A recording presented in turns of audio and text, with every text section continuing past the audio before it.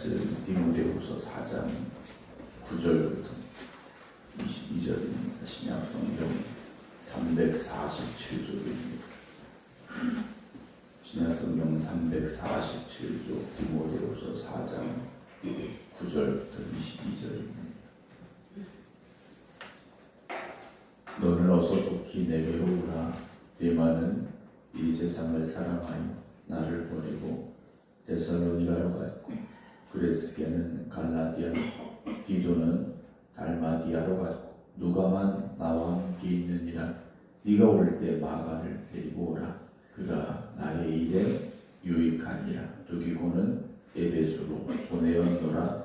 네가 올 때 내가 들어와 가보의 집에 둔 겉옷을 가지고 오고, 또 최근 특별히 가죽 종이에 쓴 것을 가져오라. 구리세 공업자 알렉산더가 내게 해를 많이 입혔으며 주께서 그 행한 대로 그에게 갚으시리니 너도 그를 주의하라. 그가 우리 말을 심히 대적하였느니라.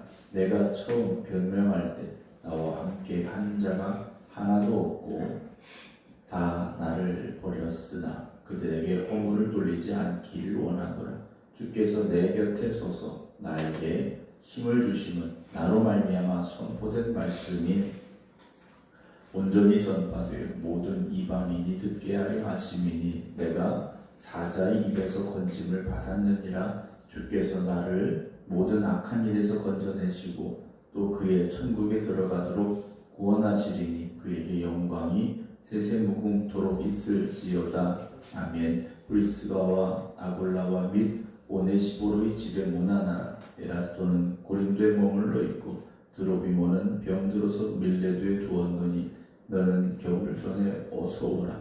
우블로와 부데와 리노와 글라우디아와 모든 형제가 다 내게 문안하느니라.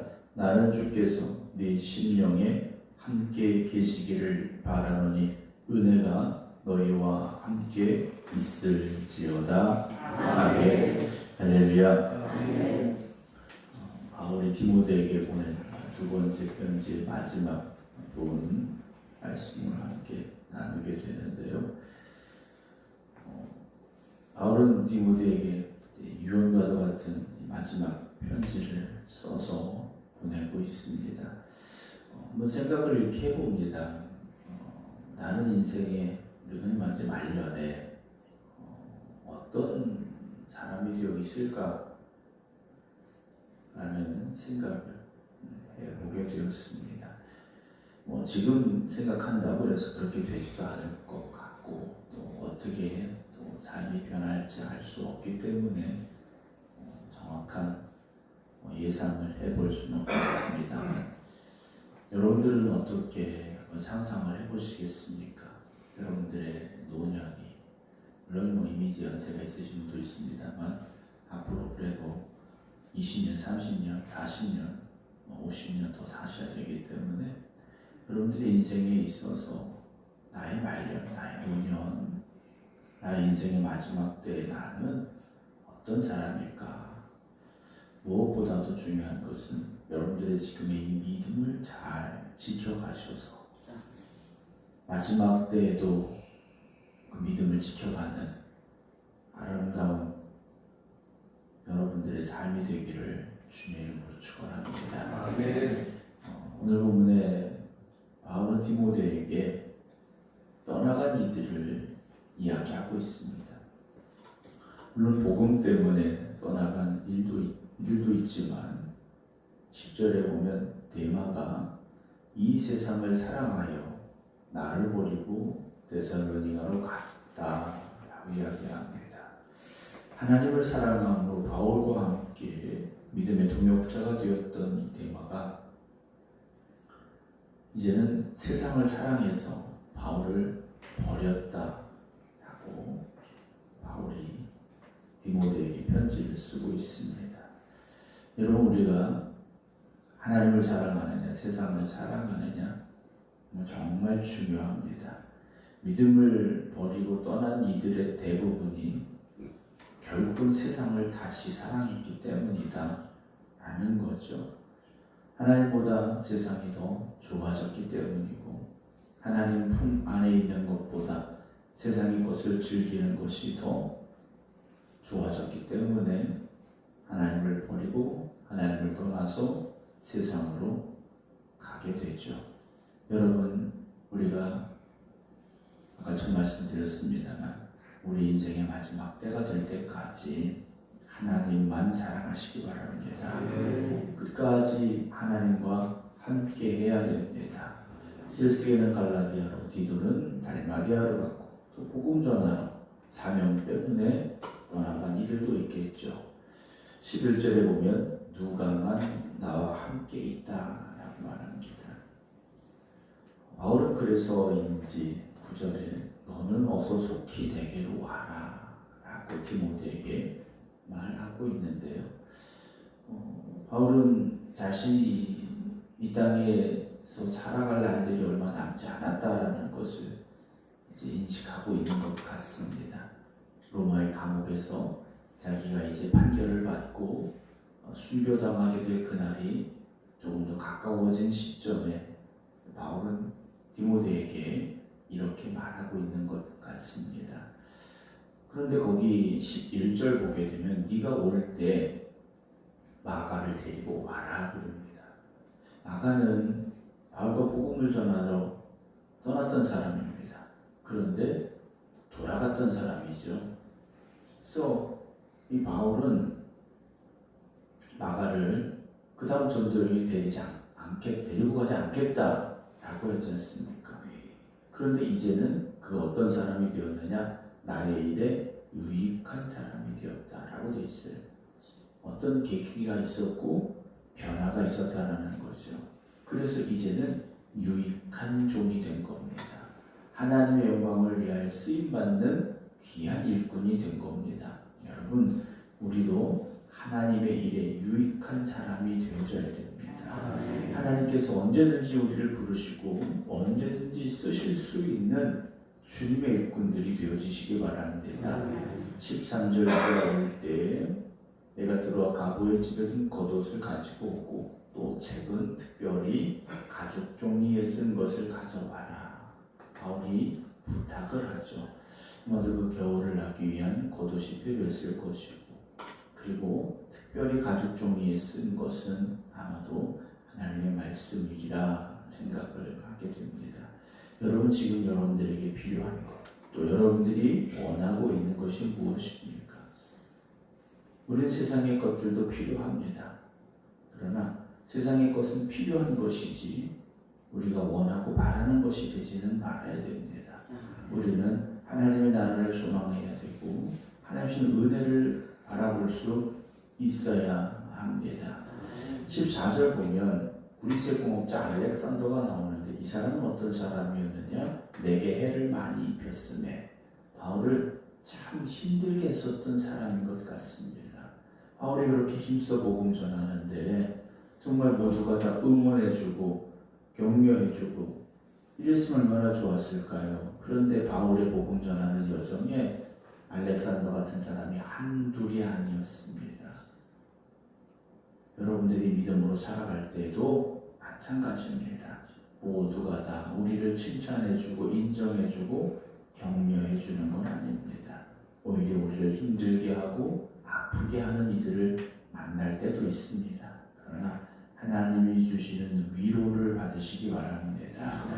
반대로 생각해 보면 우리는 또 누군가에게 무엇을 행하고 있는가 한번 생각을 해봅니다.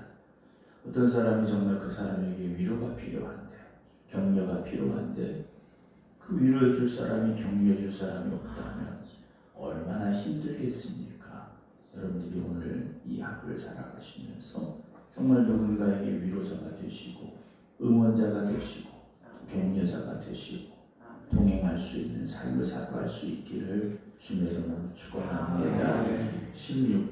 15절 보게 되면 14절 마지막에 보면 주께서 그 행한 대로 그에게 갚으시리니 라고 바울은 말하고 있습니다. 바울이 나에게 해를 많이 입혔지만 그래도 내가 사랑해야지 그렇게 말했으면 좀 우리는 서운할 뻔했어요. 그런데 하나님이 갚아주실 거야 라고 말하고 있죠. 물론 주의 말씀에 따라서 우리는 원수도 사랑할 수 있어야 합니다. 그러나 우리가 할 수 있는 어느 정도의 한계가 있지 않습니까? 그러나 그 나머지는 주님께 맡기시기 바랍니다. 그리고 15절에 너도 그를 주의하라 그랬어요. 한번 이렇게 바울을 힘들게 했던 그 사람이요, 변하기 쉽지 않다라는 거죠. 디모데에게도 또 다른 복음 증거자들에게도 아마 똑같이 그렇게 해를 입힐 것이다. 바울은 생각하고 있습니다. 그가 우리말을 심히 대적하였다. 우리말이 뭐겠습니까? 복음이죠. 복음을 대적했다. 오늘도 복음을 대적하는 사람들이 있습니다. 그들의 말 한마디가 여러분들에게 상처가 될 수 있겠죠. 아픔이 될 수 있을 겁니다. 그러나 주님을 바라보시기 바랍니다. 우리가 복음 전하며 당하는 고난과 핍박은 어쩔 수 없습니다. 우리가 복음 전하러 가는데 모든 사람이 박수 쳐주고 환영해주고 응원해주는 거 아닙니다. 세상은 복음을 싫어합니다. 세상은 복음을 대적합니다. 오늘도 마찬가지라는 거죠. 16절, 내가 처음 변명할 때, 여기서 변명은 복음을 증거할 때입니다. 나와 함께한 자가 하나도 없고 다 나를 버렸으나 그들에게 허물을 돌리지 않기를 원하노라. 어쩌면 바울의 이 노년, 로마의 감옥에 갇혀있던 이 시기가 바울에게는 참 힘들고 어려웠던 시기인데 무엇보다도 곁을 떠나가는 사람들이 있었던 것, 그게 너무나도 힘들었던 것 같습니다. 여러분, 누군가의 곁에 머물러 줄 수 있는 사람이 되시기 바랍니다. 정말 힘들고 어려운 사람 곁에 머물러 있는 것만으로도요, 그에게는 힘이 됩니다. 슬픔 가운데 눈물을 흘리고 있는 이들에게 우리가 무엇으로 위로해 줄 수 있겠습니까? 조용히 손수건을 건네주는 것만으로도 위로가 될 수 있는 겁니다. 뭔가 대단하고 거창한 걸 해줘야만 되는 것이 아니라 오늘도 우리는 주님의 그 사랑을 가지고 눈물을 흘리는 이들에게, 아파하는 이들에게 위로자가 될 수 있기를 다시 한번 부탁을 드립니다. 17절에 주께서 내 곁에 서서 나에게 힘을 주심은, 그래요. 바울은요, 주님께서 내 곁에 서서 나에게 힘을 주셨기 때문에 여기까지 왔음을 고백하고 있는 거지 않습니까? 오늘 여러분들의 삶에도 주님이 그렇게 곁에 계심을 믿으시기 바랍니다. 나로 말미암아 선포된 말씀이 온전히 전파되어 모든 이방인이 듣게 하려 하심이니 내가 사자 입에서 건짐을 받았다 라고 말하고 있지 않습니까? 18절에도 주께서 나를 모든 악한 일에서 건져내셨다 라고도 말합니다. 그래서 또 그의 천국에 들어가도록 구원하시리니, 이제 바울의 소망은 뭡니까? 천국 가는 게 소망입니다. 그리고 그 확신이 있었다라는 거죠. 복음 전할 때 정말 주님 나의 곁에 있어서 힘이 되셨고 나와 함께 하셨는데, 모든 어려움과 악한 일이 나를 건져주셨는데 이제는 천국으로 나를 인도하십니다 라고 고백하고 있습니다. 여러분들의 삶도 그렇게 주님이 지켜주시고 보호하시고 인도하시고 역사해 주시며 마지막 그날 하나님의 나라로 여러분들을 인도하시는 그 주님을 바라볼 수 있기를 주님의 이름으로 축원합니다. 마지막 22절 보면요, 나는 주께서 네 심령에 함께 계시기를 바라노니 라고 바울이 마지막 글을 써내려갑니다. 사랑하는 성도 여러분, 오늘 주님께서 여러분들 심령 가운데 함께 하심을 믿으시기 바랍니다. 힘들고 어려울 수 있는 우리의 인생이지 않습니까? 때로는 외롭고 고통스러울 수 있는 것이 우리의 인생입니다. 그때마다 주님께서 나와 함께 하십니다. 그래, 주님이 내 곁에 계시지, 주님이 나의 이 힘든 일 가운데 함께 하시고 나에게 힘을 주셔. 여러분, 그 믿음을 가지고 다시 일어서시기 바랍니다. 오늘 이제 벌써 6월의 마지막 날이 되었습니다. 전반기를 진짜 마치고 이제 후반기를 시작하게 되고 또 한 달의 삶도 마무리하게 되는데요. 인생의 힘들고 어려운 순간들을 겪어가고 계신 분들이 있다면 주님께서 함께 하시고 위로자가 되시고 또 새 힘을 주실 줄로 믿으시기 바랍니다. 그래서 절망과 좌절 가운데 다시 일어설 수 있는 믿음과 소망의 삶이 되시기를 주님의 이름으로 축원합니다. 우리와 함께 하신 하나님, 감사와 찬송과 모든 영광을 하나님께 올려드립니다. 6월의 마지막 날, 또 전반기를 마치는 오늘 우리가 걸어왔던 길을 돌아보게 됩니다. 우리가 걸어왔던 그 걸음걸음마다 주님이 함께 하셨기에 여기까지 올 수 있었음을 고백합니다. 그러나 여전히 우리의 삶에 힘들고 어려운 일들이 남아있고 나를 힘들게 하는 이들이 있을지라도 주님이 나와 함께 하십니다. 주님이 나의 힘이 되십니다. 믿음으로 다시 나아갈 수 있는 저희들 되게 하여 주시옵소서. 오늘도 바울이 디모데에게 보냈던 이 편지의 마지막 부분을 함께 나누었습니다. 오늘 우리가 다시 한번 이 말씀 앞에 다시 고백하게 하시고 또 말씀 속에서 위로받게 하시고 말씀으로 인하여 결단하게 하여 주시옵소서. 이제는 우리 주 예수 그리스도의 은혜와 아버지 하나님의 무한하신 사랑하심과 성령님의 감동 감화 역사하심이 오늘도 주님께 나의 삶의 모든 것을 맡기고 의지합니다. 기도드리는 성도들 위해 이제부터 영원토록 함께 하시기를 간절히 축원하옵나이다. 아멘.